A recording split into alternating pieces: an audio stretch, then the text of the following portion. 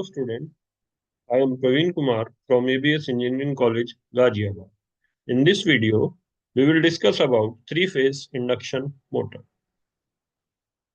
The three-phase induction motor has two main components.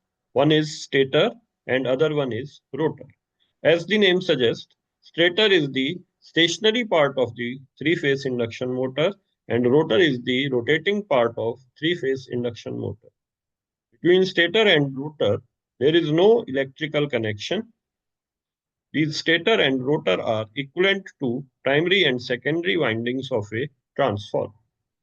The construction details of stator and rotor can be discussed as follows. Now, this is a diagram in which stator and rotor laminations are shown. The stator is the stationary part which covers the outer area of the motor, and the stator is made up of laminations which the stator lamination consists of slots along its inner periphery in which we place stator windings. So this is the stator lamination and these are the stator slots in which we can place the stator winding. The stator consists of three-phase winding, and this stator three-phase winding, when connected to three-phase AC supply, develops alternating flux. Due to production of alternating flux in the stator winding, the stator core has hysteresis as well as eddy current losses. So in order to minimize these losses, the stator core is made up of silicon steel laminations so that hysteresis as well as eddy current losses can be minimized. The stator of induction motor wound for definite number of poles depending upon the motor speed. The stator poles governs the synchronous speed of the machine by using this relation 120 F upon P.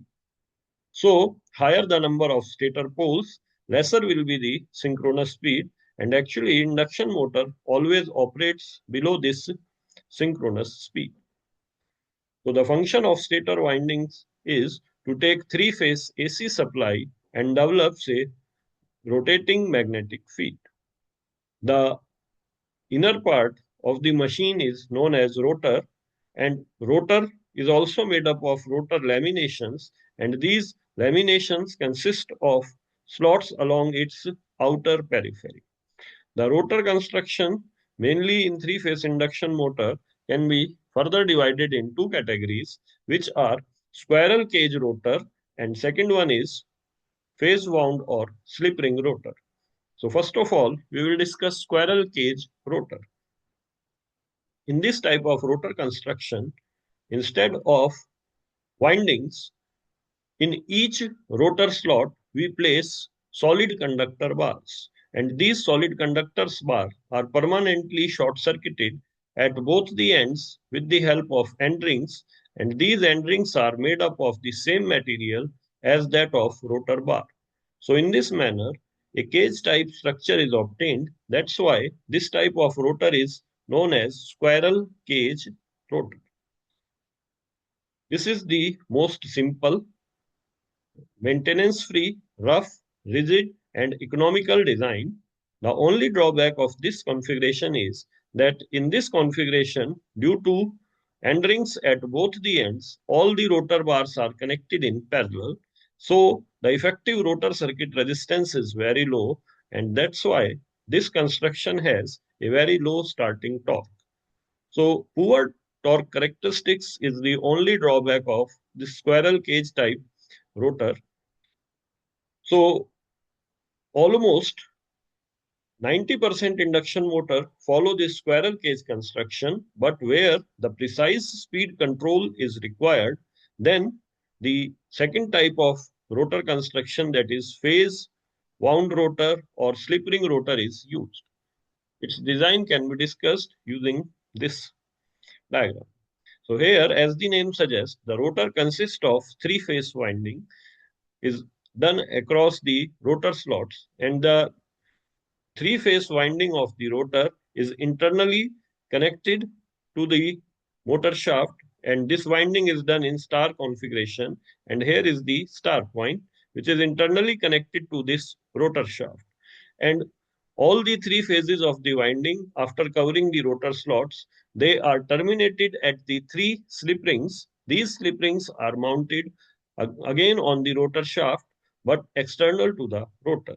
And with the help of these slip rings, we can add additional resistance in the circuit. Here in this diagram, we can see that these three external resistance, which are connected in star configuration, they are actually connected in series with the three-phase winding of rotor with the help of these slip rings. So when motor has to start, this external resistance can be added across each rotor phase and we can improve the starting characteristics. Once the starting operation is completed, there is a provision, automatic provision in this type of rotor configuration. The contact of these external resistances are lifted from the slip rings, and these slip rings are short circuited with the help of a metallic strip. So during normal running condition, this slip ring rotor is also short circuited at both the ends. This type of rotor construction, due to provision of slip rings and a automatic metal collar which short circuit the slip rings, this design is quite complicated and it is uh, more costlier in comparison to squirrel cage induction motor. So this type of rotor construction is only used where we need precise speed control. So there are these two types of rotor constructions, and mainly on the basis of these rotor construction, induction motors also classified in two categories. That one is squirrel cage induction motor, and other one is phase wound or slip ring induction motor. Moving to the operating principle of three-phase induction motor. The three-phase induction motor is the motor which is self-starting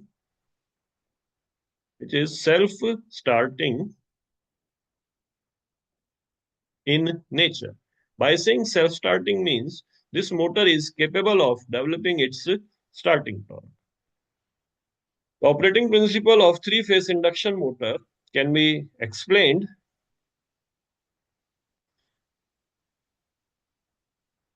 uh, as follows. When we connect three-phase AC supply, when we connect three-phase AC supply to the stator terminals of the winding, the stator winding develops a synchronously rotating magnetic field of constant magnitude. The speed with which stator magnetic field rotate in space is known as synchronous speed, and this synchronous speed is given by the relation 120 F upon P. This Ns is given by this relation 120 F upon P. Also, the magnitude of stator magnetic field at every instant is constant, and the magnitude of this stator magnetic field is given by 1.5 times phi n.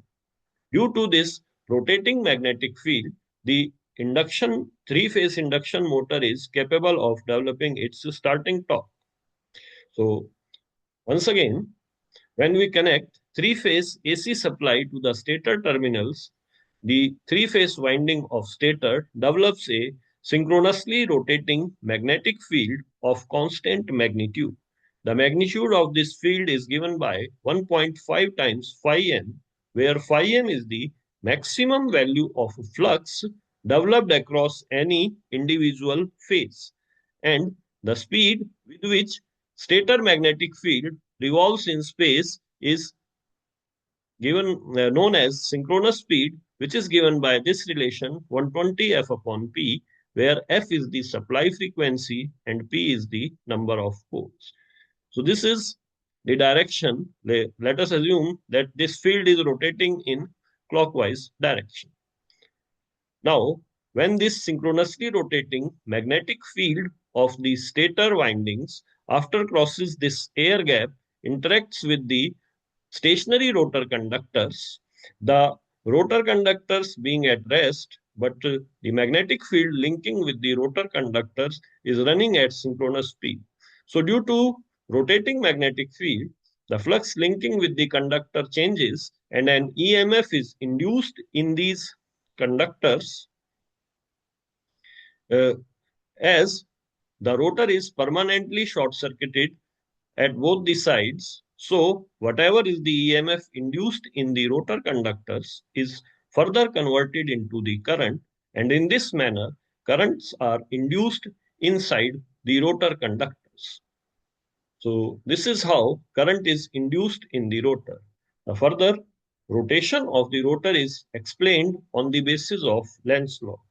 As we all know, the direction of induced current is always such that it opposes the cause producing it. Here, the main cause of production of current in the rotor conductors is the relative motion. Relative motion between two things. One is synchronously rotating magnetic field and rotor conductors. Rotor conductors. So, due to this relative motion, EMF or current is induced in the rotor conductors. So rotor conductors develops a torque inside the rotor, and in the influence of this torque, rotor starts rotating in the direction of synchronously rotating magnetic field. As rotor starts rotating in the direction of synchronously rotating magnetic field, that's why the relative motion between them is decreases. So here, the one important point which we have to keep in mind, the concept of relative motion. And in order to oppose that relative motion, rotor starts rotating in the direction of the synchronously rotating magnetic field. So in induction machine, the rotor always tries to catch the synchronously rotating magnetic field. So this is how rotations are developed in the rotor of three-phase induction motor. Now, as the rotor starts rotating, the relative motion between stator magnetic field and rotor conductor decreases. And as this relative motion decreases, the rate of change of flux linkages with the for the rotor conductors also decreases. So the induced EMF, or we can say induced current, and the torque also starts decreasing. So as the rotor starts accelerating, the torque developed in the rotor conductor decreases, and ultimately the induction motor settles down at a speed below the synchronous speed. And this difference between synchronous speed and actual speed of the motor is known as slip. This slip in fraction is given by this relation where ns is the synchronous speed and n is the actual speed of the motor. When rotor is at rest, or we can say value of n is 0, it means the value of slip is 1, or if we express it into percentage, the percentage slip is nothing, fraction slip multiplied by 100 divided by ns into 100. So when rotor is at rest, value of slip is 1 or 100%.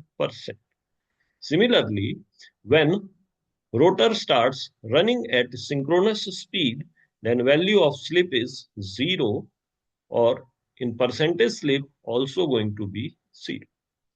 Now here, one thing we have to keep in mind that induction motor can never operate at synchronous speed.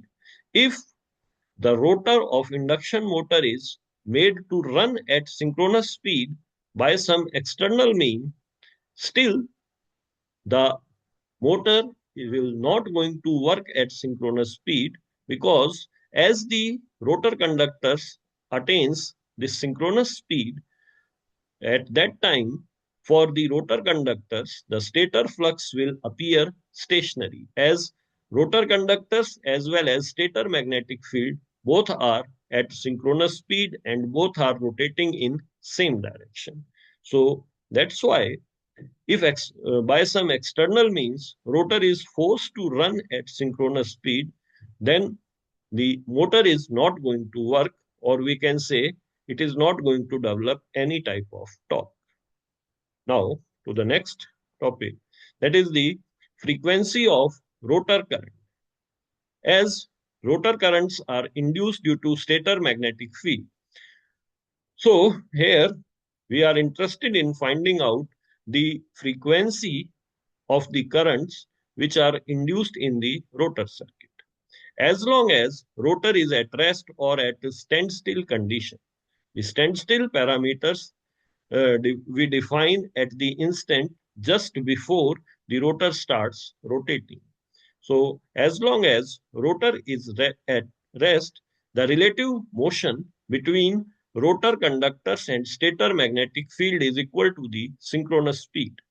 So when rotor is at rest or at standstill condition, stand